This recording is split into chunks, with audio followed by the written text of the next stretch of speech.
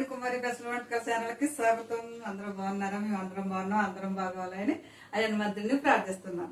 ఈ రోజు మీకు చూపించబోయేది సత్యనారాయణమూర్తి ప్రసాదం తయారీ విధానం, కావాల్సిన పదార్థాలు చూపిస్తాను, చూసేయండి. మనకి గోధుమ నూక, ఎర్ర నూక, అలాగే నెయ్యి 2 స్పూన్లు, తేనె, మనకి కప్పు నూక వేస్తున్నాం, అరకప్పు తేనె, చిటికుడు పసుపు, చిటికుడు సాల్ట్, అలాగే మనకి డెకరేషన్ కోసం జీడిపప్పు, అలాగే మనకి లాలిక్కాయల పౌడర్, బెల్లం. నేను 2 రకాల బెల్లాలు వేస్తున్నాను. మనం ఒక కప్పు పంచదార, ఒక కప్పు మనం బెల్లం కూడా వేసుకోవచ్చు. నేనైతే ఆర్గానిక్ బెల్లం ఒక కప్పు వేస్తున్నాను, మామూలు బెల్లం ఒక కప్పున్నర, 2 కప్పులు, 2 కలిపి కప్పు నూకకి 2 కప్పులు బెల్లం. ఓకే అండి, ఈసారి తయారు చేసే విధానం చూపిస్తాను, చూడండి.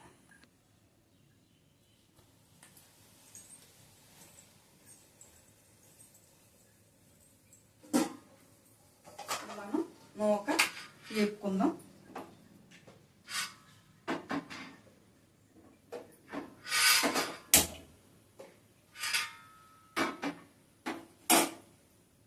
ముందు ఆవు నెయ్యి కదా, ఆవు నెయ్యి వేసేస్తున్నాను.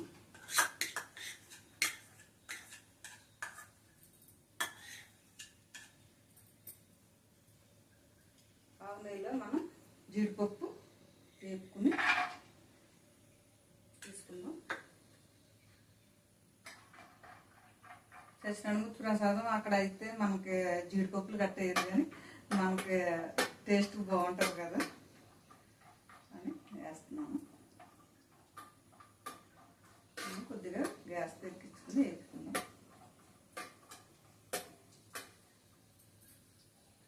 ఏంటంటే మనం ప్రసాదాల కింద తయారు చేసుకుని దేవుడికి పెట్టుకుంటూ ఉంటాం కదా, అది మనకు అంతవరకు రాకపోయినా కనీసం కొంతలో కొంతైనా సాటిస్ఫాక్షన్.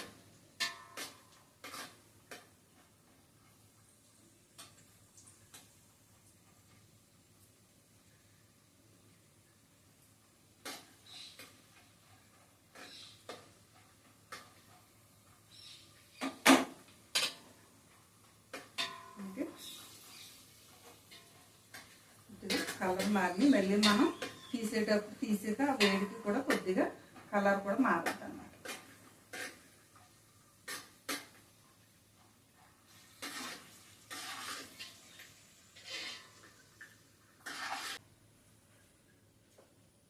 మనం నూక కూడా వేపుకుందాం. అక్కడైతే అన్నవరం అయితే వేపరు, కానీ మనం చేసుకున్నప్పుడు కొంచెం కమ్మగా బాగుంటుంది కదా అని వేపుతాం. కొంచెం దోరగా వేసుకుంటే కమ్మగా బాగుంటుంది. మనం నూక గోధుమ నూక మనకు పొట్టు తీయకుండా వాడించుకునే నూక కూడా చేసుకోవచ్చు. ఈ నూక కూడా మనం ఇంట్లోనే కాబట్టి ఇలా కూడా చేస్తున్నాం అన్నమాట. ఆ నూక అయితే మనం రాత్రులు నైట్ నానబెట్టేసుకుని పొద్దున్నే చేసుకోవచ్చు. లేదంటే మనం మధ్యాహ్నం ఒక 4-5 గంటలన్నా నానితే బాగా ఉడికిద్ది. ఇది మనకి వేగుతూ ఉంటుంది. ఈ లోపల మనం నీళ్ళు కూడా పొయ్యి మీద పెట్టుకుని మరగబెట్టుకుందాం. మనం దేవుడి కాడికి ఇలాగ ఇత్తడి అయితే, నేనైతే ఇత్తడి సమానం ప్రత్యేకంగా పెట్టుకుంటాను. ఏ దేవుడి పూజలు చేసుకున్నా కానీ. ఇంకా ఏంటంటే మనం ఏదో ఉండుకుంటూ ఉంటాం కదా, దాని మీద నీ సేవకి కలుపుతుందేమోనని కలవకుండా మాకు నోవులు ఉన్నాయి, నోవులకి కానీ లేదంటే వరలక్ష్మి వ్రతానికి కానీ నేను కప్పు నూక పోసాను కాబట్టి కప్పుతో 4 కప్పులు వాటర్ పోస్తున్నాను.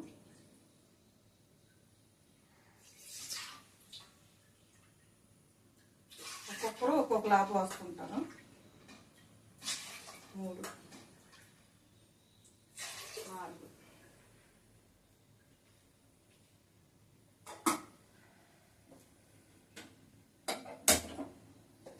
ఈ లోపల నీళ్ళు మరుగుతూ ఉంటాయి. ఎందుకంటే చల్లారి నీళ్ళు కన్నా మనం వేపిన దాంట్లో వేడివేడిగా మరిగిన నీళ్ళు పోస్తే చక్కగా బాగుంటుంది అన్నమాట. ఉండగట్టేయకుండా అలాగే ఆ వేడి మీద కొంచెం తొందరగా మగ్గిద్ది.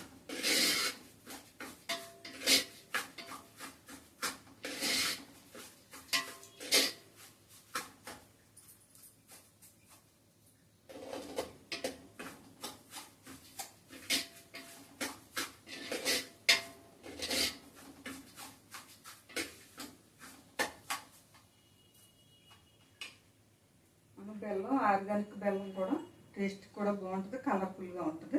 నేను ఒక అరకప్పు వేస్తున్నాను. ఇది కప్పున్నర బెల్లం. మనం ఒక కప్పు పంచదార, ఒక కప్పు బెల్లం కూడా వేసుకోవచ్చు.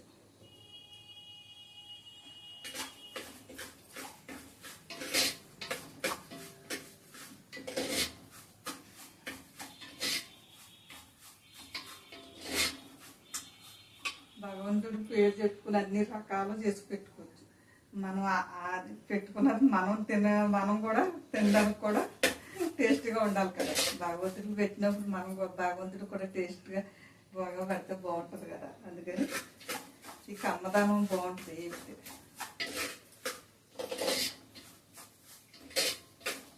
కొంతమంది అయితే యాత్ర ఒక్కొక్కరు ఒక్కొక్కలా చేస్తారండి.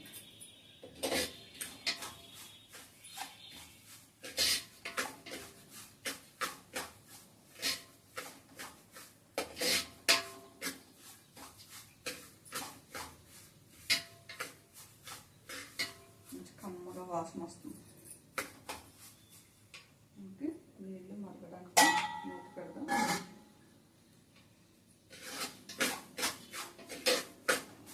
ఈ ఆవు నెయ్యిలో చక్కగా వేపిన దాని మీద బాగుంటుంది.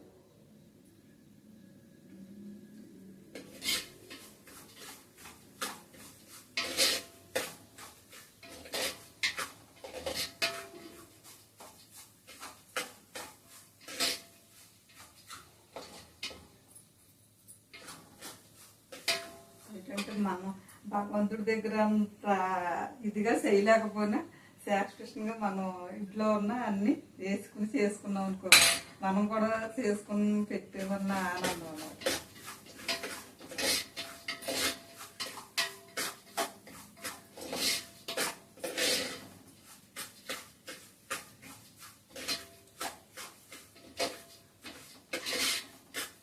ఓకే, మనకి నేతిలోని నూక వేగింది, మంచి కమ్మగా వాసన వస్తుంది.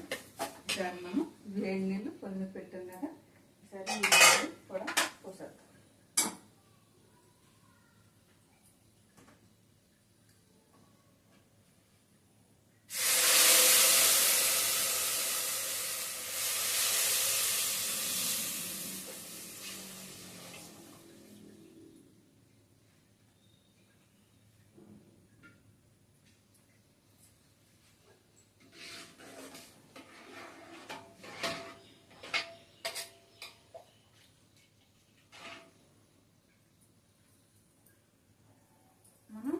ఒకటికి 3 కోస్తారు.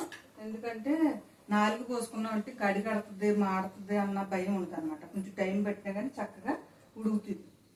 నూక మరి కొంచెం మనం వేపాం కాబట్టి దాని మీద కొంచెం టైం పడుతుంది కాబట్టి ఒక 10 నిమిషాలు అలా వదిలేస్తే చక్కగా మూత పెట్టి మధ్య మధ్యలో కలుపుకుంటూ ఉండాలి. అప్పుడు చక్కగా ఉడుకుతుంది అన్నమాట.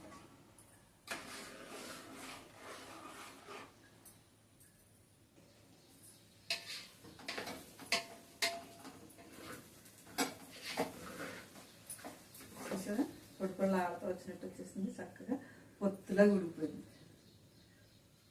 ఇంకా ఒకటికి 4 పోసాం. ఇప్పుడు బెల్లం వేసేద్దాం.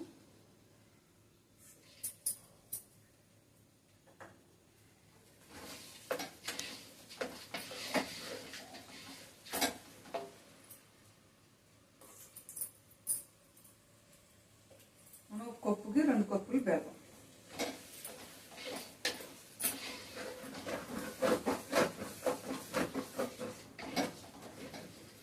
బెల్లం వేసినప్పుడు వదిలేయకూడదు, అలా కొంచెం తిప్పుతానే ఉండాలి.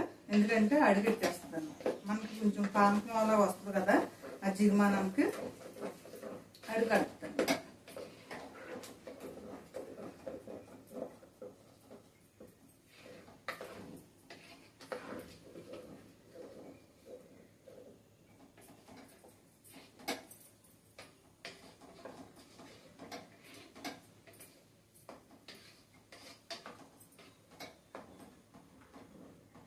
ప్రసాదాలు మనం చెయ్యాలి కానీ 3 రకాలు ఉన్నాయండి. కానీ ఇది సత్యనారాయణమూర్తి ప్రసాదం, సత్యనారాయణమూర్తికి ఇష్టమైన ప్రసాదం అన్నమాట. సత్యనారాయణమూర్తి పూజ చేసుకుని వ్రతం వేసుకున్నప్పుడు వేడివేడిగా పూజ చేసేసరికి చక్కగా ఇస్తరాకులు వేసి తెస్తుంటారు చూడండి. అది ఎంత బాగుంటుందో, మంచి స్మెల్ వస్తూ ఉంటుంది, వేడివేడిగా వేడివేడిగా ఎప్పుడెప్పుడు తిందామా అనిపించేటట్టు ఉంటుంది అనమాట.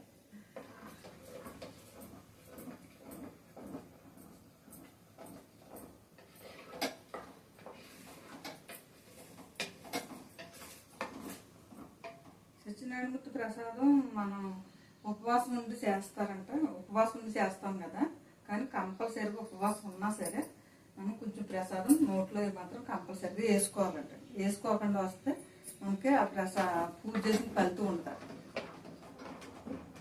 మనకు ఆ కథలోనే చెప్తారు, కానీ మనం కావాలని ఉండిపోతుంటాం.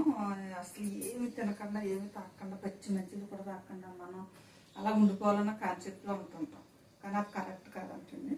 మనం కొద్దిగా తినాలంట.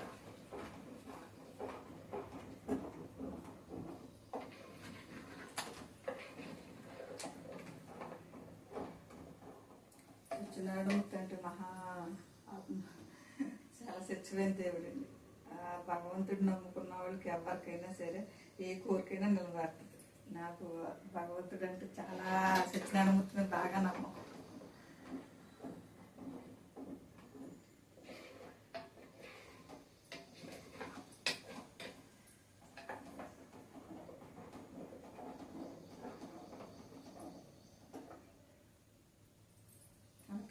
ఆ బెల్లం వేసిన తర్వాత మళ్ళీ కొంచెం పానకంలాగా వస్తుంది అనమాట. ఆ పానకం అంతా మళ్ళీ బీసిపోయి మనకి జిగుమానం వస్తుంది. అప్పుడు దింపుకోవాలి, అప్పుడు బాగుంటుంది అనమాట. ఇప్పుడు మనం వాటర్ ఒకటికి 4 వాటర్ పోసాం కాబట్టి అలా పోసేసి ఒక 10 నిమిషాలు అలా వదిలేస్తే శుభ్రంగా మగ్గిపోయింది. ఇప్పుడు మెట్టుకి కంపల్సరీగా మనం గరిటతో తిప్పుకుంటానే ఉండాలి. అప్పుడు కొద్దిగా మధ్య మధ్యలో కొంచెం ఇలాగలాగన్నా పర్వాలేదు, కానీ ఇది అయితే మట్టి కంపల్సరీగా మనం అడిగట్టకుండా తిప్పుకుంటూ ఉండాలి. అడిగట్టిందా మనకి ప్రసాదం టేస్ట్ మారిపోతుంది. చక్కగా ఆవు నేతిలో వేసి చేసేదేమో ఉడుకుతుంటేనే మంచి స్మెల్ వస్తుంది.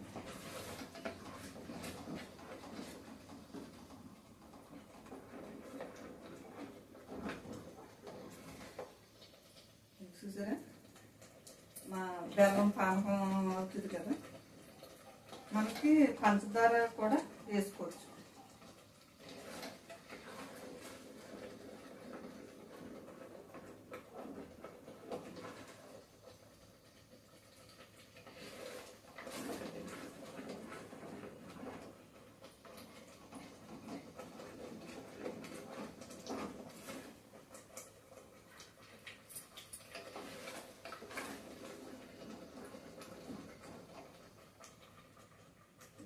మనకు తగ్గించి పెట్టుకుందాం.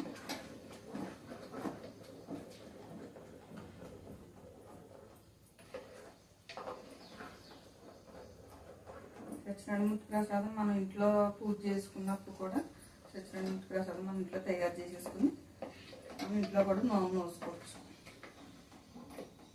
చాలామంది కార్తీక మాసంలో పౌర్ణమి నోసుకుంటారండి, చాలా మంచిది.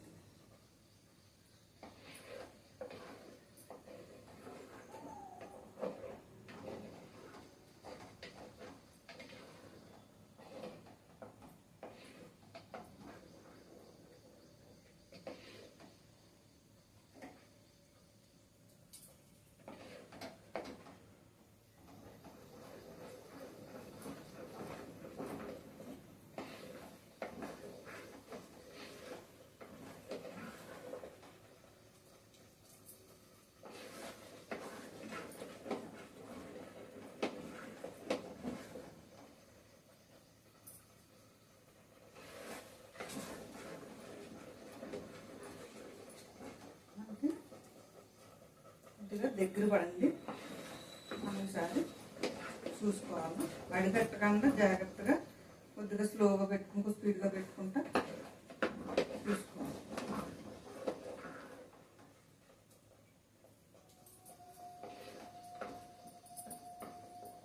మనకి క్వాంటిటీని బట్టి తెలిసిపోద్ది. అలాగే మనకి జిగుమని బాగా జిగురుగా ఉంటుంది కూడా. మీకు చూసారా తీగ పానం అప్పుడే వచ్చేసింది. అంటే కొంచెం కొత్తగా చేసుకున్న వాళ్ళకి తెలియదు కాబట్టి నేను అలా కూడా చెప్తున్నాను. ఇందులో అయితే పానకం అంతా దగ్గరికి వచ్చేసింది. మనకి ఇది దింపేసాక చల్లారాక కూడా కొంచెం దగ్గరికి వస్తుంది అన్నమాట.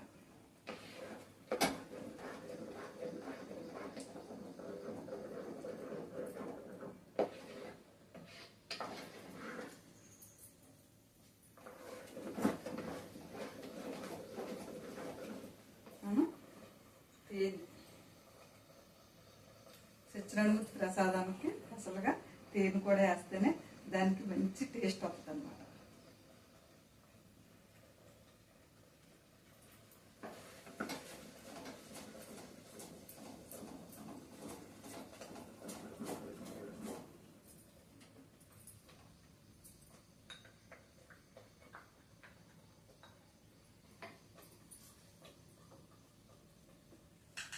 అలాగే లాలిక్కాయల పొడి,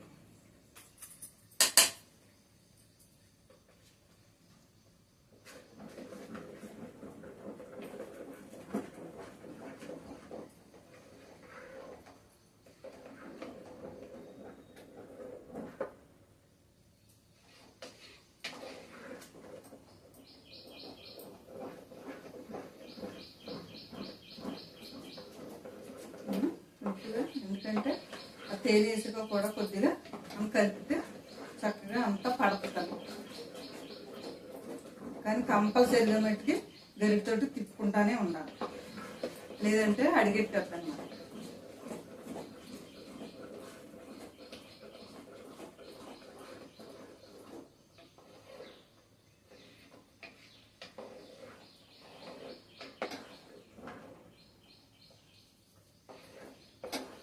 మనకి ఇప్పుడు ఇది వేడి మీద కొంచెం అలాగ ఉన్నట్టు ఉంటుంది. చల్లారిందంటే చక్కగా మనం చేతితో తీసుకుంటే సత్యనారాయణమూర్తి ప్రసాదం చల్లారిన తర్వాత మనం ప్యాకింగ్ చేసి ఇస్తుంటారు చూడండి, ఆ టైప్లోనే వస్తుంది.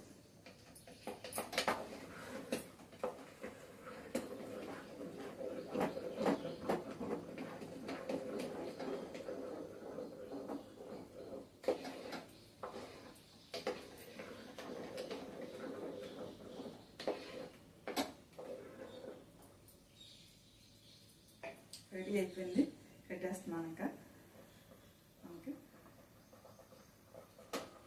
సర్వింగ్ బౌల్లో వేసేసుకుందాం.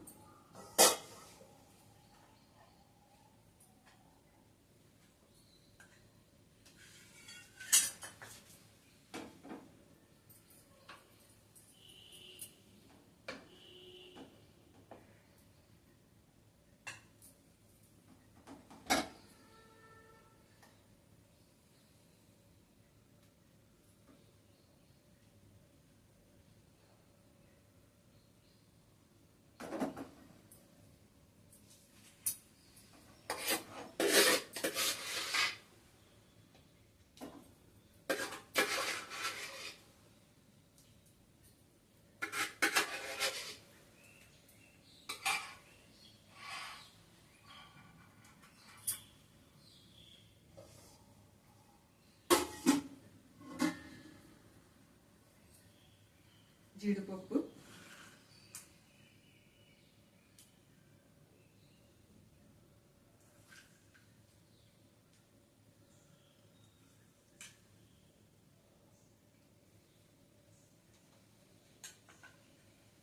కొద్దిగా ఒక స్పూన్ నెయ్యి,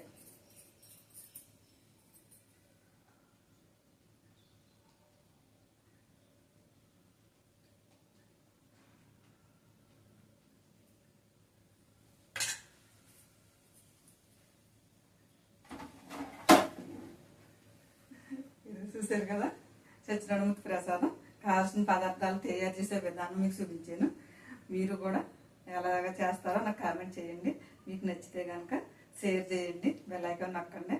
అలాగే మీ ఫ్రెండ్స్కి, మీ బంధువులకి అందరికి కూడా షేర్ చేయండి. ఓకే అండి, మళ్ళీ ఇంకో ఐటమ్తో మీ ఎదురుకు వస్తా. బాయ్.